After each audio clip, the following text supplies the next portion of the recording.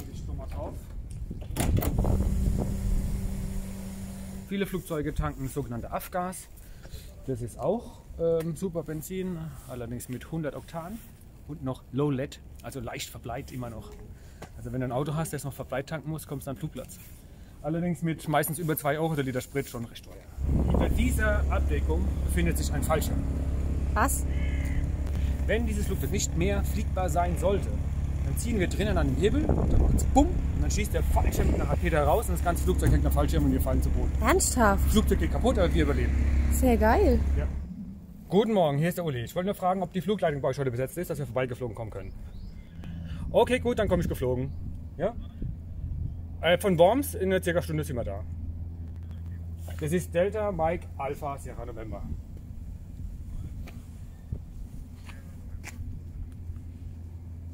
Okay, bis gleich. Ciao. Gut, geht klar. Gut, geht uns an der Brille. Ja, hallo liebe Freunde und Abonnenten, herzlich willkommen zu einem neuen Video. Ich sitze hier in der Comco Icarus T42B und heute begleitet mich die Nadine. Ja, und wir fliegen heute nach Giebelstadt. Giebelstadt war ich noch nicht. Für mich immer ein kleines Abenteuer, Flugplätze anzufliegen, bei denen ich noch nie war. Aber entsprechend habe ich mich auch vorbereitet. Gut, zum Beispiel habe ich, wie ihr es schon gesehen habt, PPR gemacht, angerufen, ob der Flugplatz heute geöffnet hat, weil unter der Woche wird der von der Flugplatz GmbH betrieben, der Platz, und am Wochenende vom Verein. Und die öffnen den Platz eben nur, wenn schönes Wetter ist und auch fliegbar ist. Gut, unterwegs werde ich ein bisschen was zum Anflugwinkel erzählen, weil ich auch schon vorgeworfen bekommen habe, ich würde zu tief anfliegen. Dann schauen wir doch mal, wie tief das aussieht, wenn ich versuche, einen Standard ICAO Anflugwinkel von 3 Grad zu fliegen, der auch in Giebelstadt gilt, weil auch Giebelstadt kann man IFA anfliegen, da gibt es GPS Anflugblätter, blende ich schon mal ein, und auch darauf ist der Anflugwinkel 3 Grad. Natürlich ist es für uns für die VFR-Fliegerei, wir fliegen Sicht, wir gucken, dass wir die Piste richtig erreichen, nicht zu tief, nicht zu hoch, alles auch nach Gefühl. Aber wie kann man das berechnen, wie kann man sich ein bisschen darauf einstellen für einen unbekannten Platz?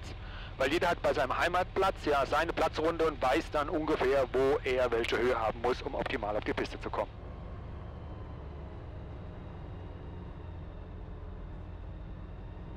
Anflug ist frei. Und die Sierra November geht auf die Bahn und startet. Piste 24.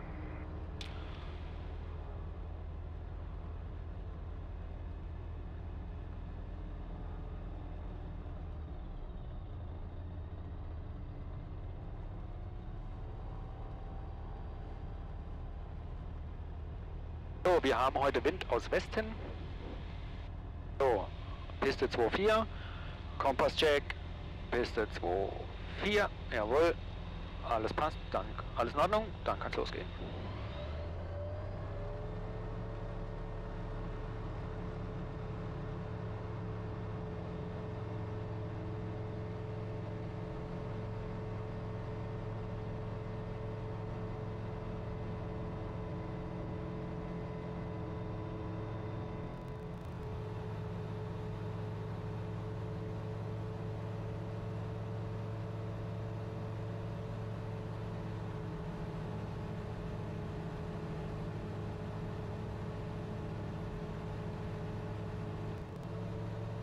Lange Information, Delta Mike Alpha, Sierra November.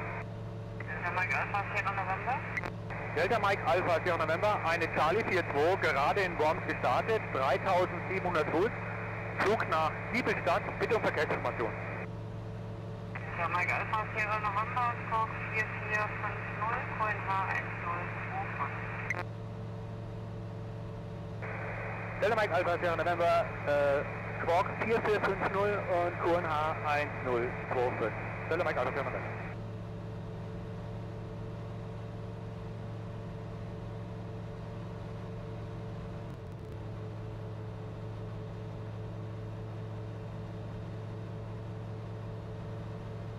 Der Flugplatz in Giebelstadt wurde 1935 von der Luftwaffe der Wehrmacht erbaut. Und die haben da viele Prototypen getestet und auch entwickelt. Unter anderem ganz bekannte Namen wie den Bomber Heinkel HE 111, Und auch der erste Kampfjet der Welt, die Messerschmitt Me-262. Und auch das Raketenflugzeug Messerschmitt Me-163. Es war so geheim von der Wehrmacht, dass die den Ort Giebelstadt von allen Landkarten einfach gelöscht haben. Dass keiner weiß, dass es den Ort gibt, wer noch nicht da war. Auf Landkarten war er zu der Zeit nicht zu finden.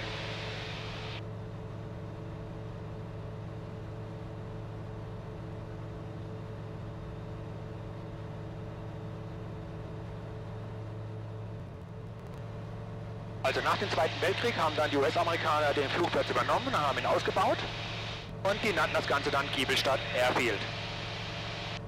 Und die haben dann unter anderem das Spionageflugzeug U-2 dort eingesetzt.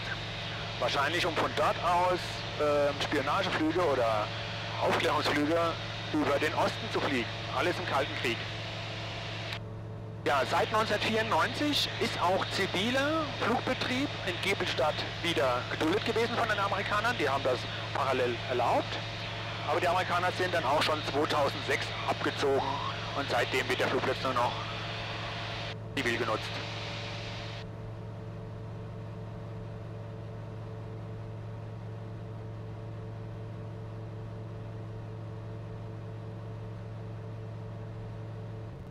Seit 2012 gibt es in Giebelstadt auch ein Anflugverfahren für Instrumentflug. Ein GPS-Anflugverfahren. Die Anflugblätter kann man sich auch im Internet anschauen. Habe ich mir auch angesehen, um zu sehen, was denn dort der vorgegebene Anflugwinkel ist. Aber dazu mehr später. Jetzt genießen wir den Flug.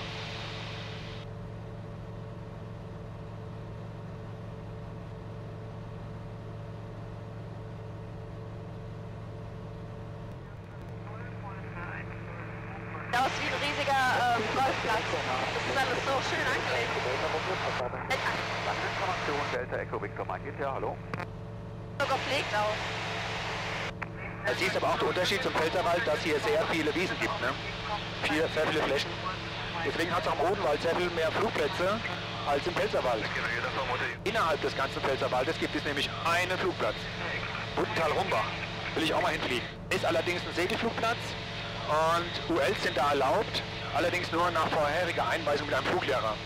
Und den suche ich noch. Zwar wurde mir genannt, da gibt es einen, aber irgendwie hat mir den noch keiner mitgeteilt. Also wenn es einer weiß, welcher Fluglehrer kann mir eine Einweisung geben für den Segelflugplatz Bundental-Rumbach, bitte bei mir melden, hier in die Kommentare schreiben.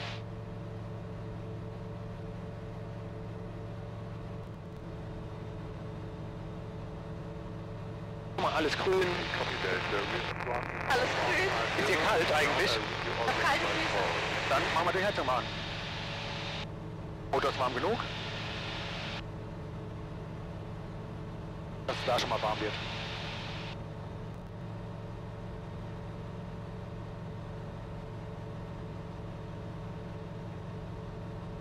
So, stellen wir mal die Frequenz von Giebelstadt schon mal ein.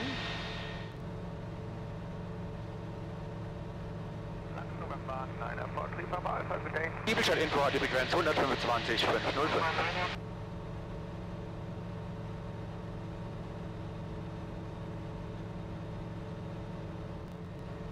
Und wie geil das aussieht wieder mit den Nebeln hier noch in den Bergen, oder?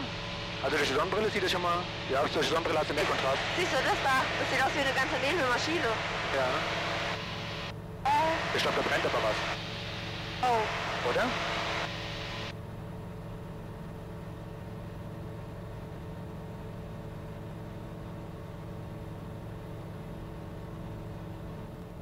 Brennt da der Wald? Das wäre dann auch mal für mich eine Premiere, einen Waldbrand zu melden.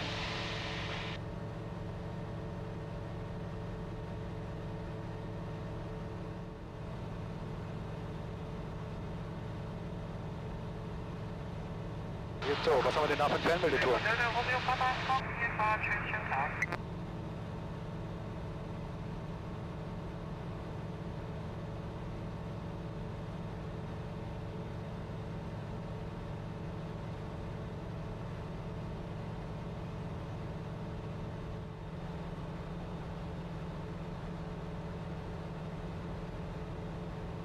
Delta Mike Alpha, Sierra November. Erbittet verlassene Frequenz zum Rufen von Giebelstadt.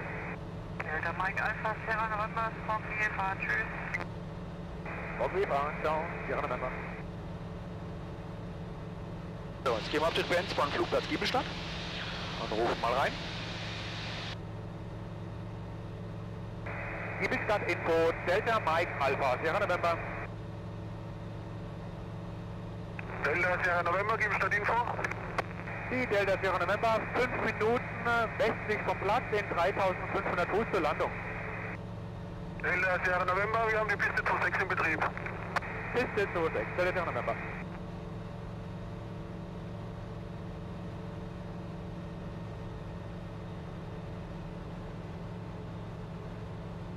So, jetzt bereiten wir uns die Landung vor in Giebelstadt. Also, ich habe, wie ich schon angekündigt habe, versuchen wir jetzt hier einen ordentlichen 3 Grad Anflugwinkel zu fliegen. Auch in Giebelstadt gilt der 3 Grad Anflugwinkel nach Standard ICAO, wie man auf dem GPS-Anflug für den Instrumentenanflug sehen kann. Wir fliegen aber als VFR-Flieger die ganz normale Platzrunde. Der 3 Grad Anflugwinkel kommt dann für uns im Endanflug zur Geltung. Aber welche Höhe sollte ich da denn haben, wenn ich eindrehe in den Endanflug, damit ich auch die 3 Grad wirklich habe? Nun, das lässt sich ganz einfach berechnen mit einem rechtwinkligen Dreieck. Weil wenn man bei einem rechtwinkligen Dreieck 2 Werte hat, außer dem rechten Winkel, dann kann man das ganze Dreieck berechnen. So, wir wissen zum Beispiel, dass nach ICAO-Standard der 3 Grad Anflugwinkel so eingestellt ist, dass man über der Schwelle der Piste noch 50 Fuß haben soll. Noch 50 Fuß über der Schwelle, erst danach landet man. Dann kann man die Platzrunde von Giebelstadt hernehmen und kann mal schauen, wie weit die Entfernung von der Schwelle denn zum Eindrehpunkt für den Endanflug ist. Und das ist auf die Piste 26 in Giebelstadt, sind das 1800 Meter. Also habe ich einen Wert, 1800 Meter. So, ich will über die Höhe in Fuß wissen, also muss ich auch das in Fuß umrechnen. 1800 Meter in Fuß sind 5900 Fuß. Also habe ich einen Wert. Ich habe die 5900 Fuß, das ist eine Seite des Dreiecks. Ich habe den rechten Winkel und ich habe die 3 Grad. So, Summe aller Winkel im Dreieck, das sind 180 Grad, ich habe 90, ich habe 3 Grad, also habe ich noch 87 Grad von der Höhe. So, mit diesen Werten kann ich jetzt ausrechnen, welche Höhe ich am Eindrehpunkt haben muss. So, und das sind dann beim Eindrehen 1340 Fuß. Die Platzhöhe ist nämlich auf 980 Fuß.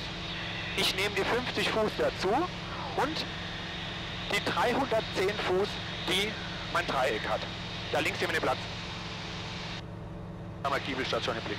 So, dann geht es noch runter, damit ich auch erstmal die 1800 Fuß habe. Deswegen geht es mal so runter. Für die Standardplatzrunde. Und dann probieren wir das aus. 1340 Fuß beim Eindrehen.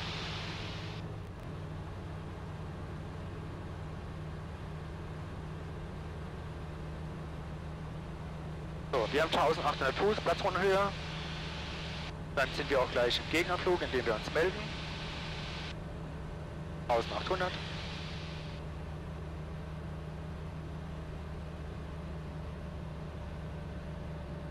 Die Delta Mike Alpha Sierra November im Gegenanflug zur Piste 26. So, jetzt probieren wir das aus. Delta Sierra November, das ist verstanden, Anflug fortsetzen.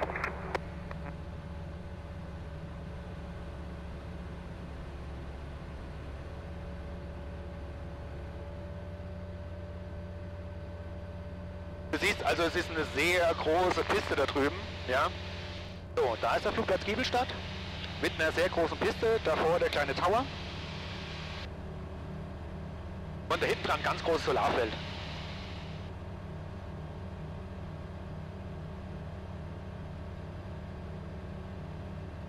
So, wir bleiben hier noch in der Platzrunde, bereiten mal vor, wir schalten die Pumpe an, wir reduzieren die Geschwindigkeit.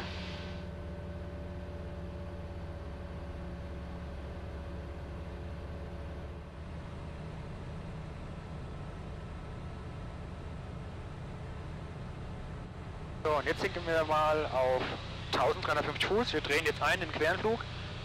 Der Delta November dreht ein, Queranflug 26. So. Verstanden und Anflug fortsetzen.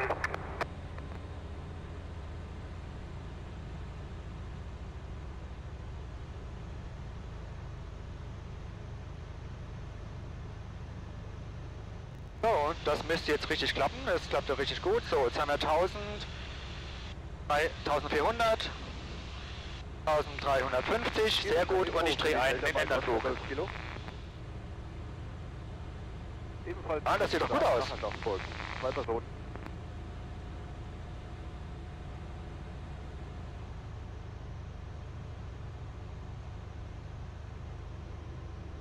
So, der will einer starten, der sollte schon raus. Sonst darf ich nicht landen.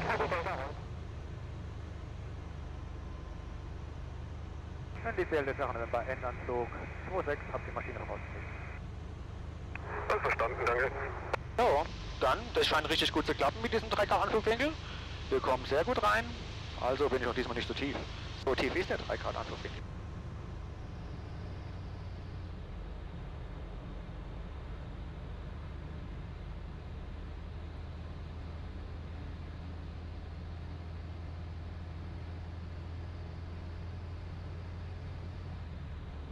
So, über der Schwelle noch 50 Fuß. Ja, das kommt auch ungefähr hin.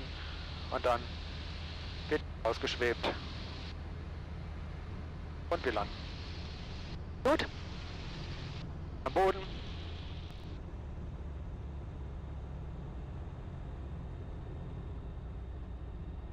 Der letzte November muss man auf der Bahn zurückrollen und da gibt es Rollwege, die frei sind. Negativ, du musst wieder über die Bahn zurück und dann rollst du über Golf ab. Vor die grüne Halle. Alle hopp. Backtrack und dann über Golf ab. So, wir machen jetzt einen Backtrack auf der 08. Das ist so, wenn es keine Rollwege gibt. Die gibt es hier schon, aber die sind alle gesperrt.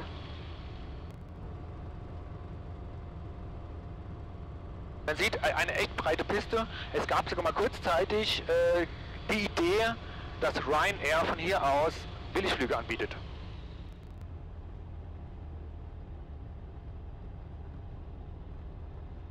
So, dann über Golf.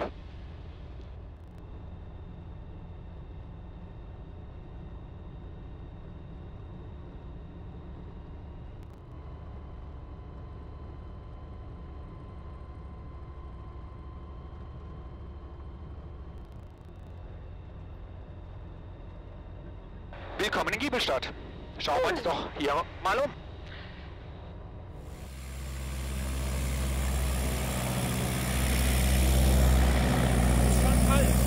Ja, frisch.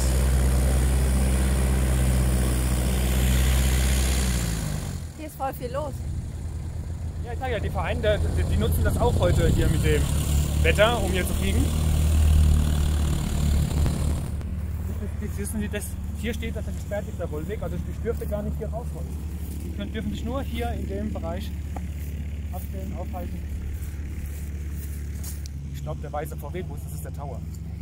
Was? Der macht nur die Abwicklung. So, Landegebühr bezahlt, 7,14 Euro ist meiner Meinung nach ein bisschen viel. Ein bisschen viel für mein kleines UL. Und vor allem, dass der Flugplatz hier ja nicht wirklich viel zu bieten hat. Jedem seine Sache. Also weiter. Auf vielen Flugplätzen steht am Rand der Piste oft so ein kleines Gebäude hier. Manchmal mehrere, manchmal einzelne. Und diese Gebäude beinhalten Geräte für ein Instrumentenanflugverfahren, also ein ILS. Also, man kommt ja nicht einfach aufs Flugplatzgelände drauf. Man sieht schon, man muss ja anrufen, damit jemand das Tor aufmacht. Und dann ist da hinter den Hecken da hinten ja, das Vereinsheim.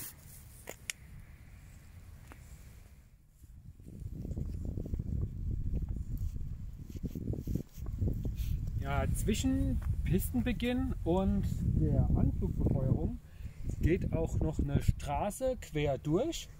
Und hier steht eine Ampel. Und ich vermute, dass wenn hier große Flugzeuge kommen, die einen ordentlichen Jetblast verursachen, dass dann die Ampel hier auf Rot geschaltet wird und die Autos nicht durchfahren oder gar Radfahrer oder Fußgänger, dass die Leute nicht weggeblasen werden. Nicht so wie auf St. Martin, da gibt es ja ganz viele Videos, wo man das sieht, wie die Leute da am Zaun stehen und sich bewusst wegblasen lassen.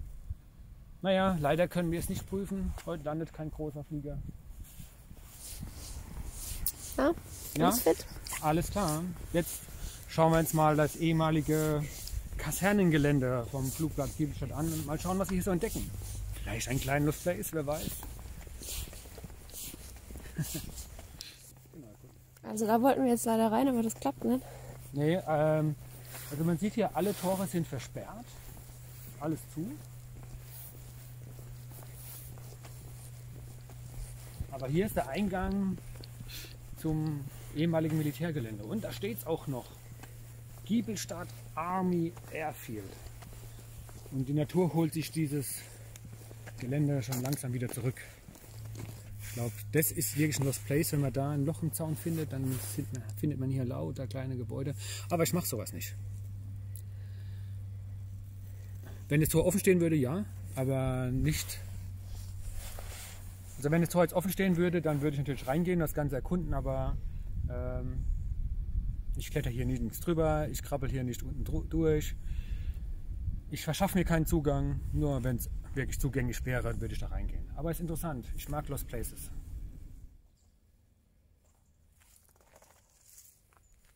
Ja, das ist permanent offen hier, dieses Tor. Siehst du, hier war mal eins. Hier. Aber jetzt kann es mir nicht sehen. Gehen wir doch mal erkunden.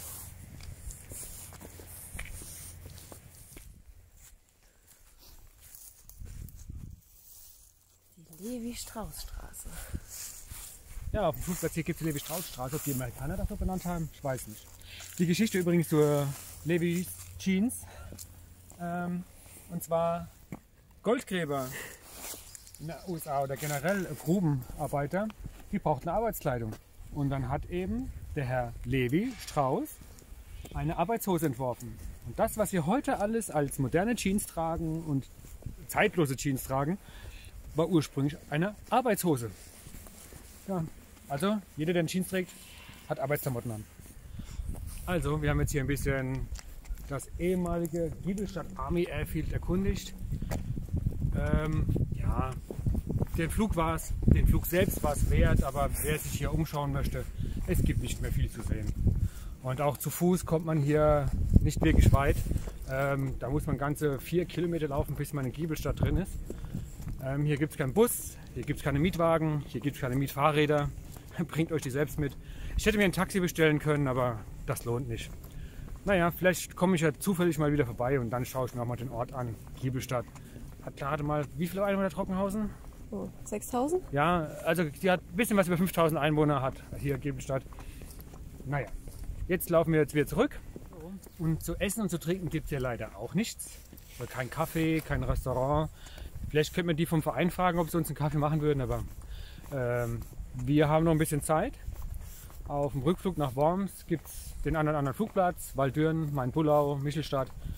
Das überlege ich mir jetzt noch mal schnell, was am besten auf der Route liegt. Und da gehen wir dann Kaffee trinken und vielleicht ein Stück Kuchen essen. Mal schauen, der Hunger kommt schon so langsam. Also, sehen wir uns beim nächsten Video. Bis Spaß. Bis dann. Bis Euer Spaß. Uli.